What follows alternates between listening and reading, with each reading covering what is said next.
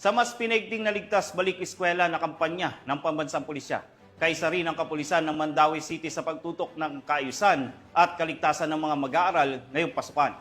Magbabalita dyan si Patrolwoman Judith Nicanor.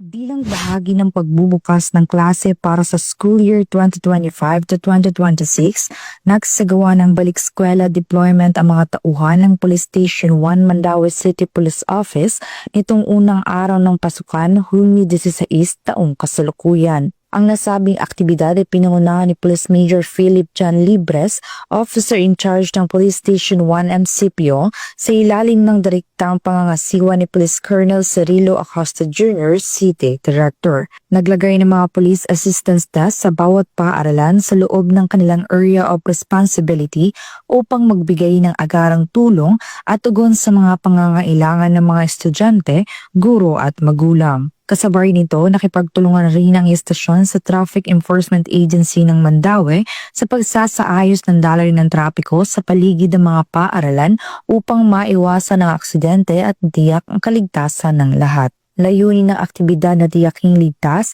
at maayos ang pagbabalik ng mga mag-aaral sa paaralan, hindi lamang para sa kanilang kaligtasan, kundi para rin sa kaisa ng mga institusyong humuhubog sa kanilang kinabukasan. Ang inisyatibong ito ay patunay ng dedikasyon ng kapulisan sa pagprotekta sa kabataan at sa komunidad.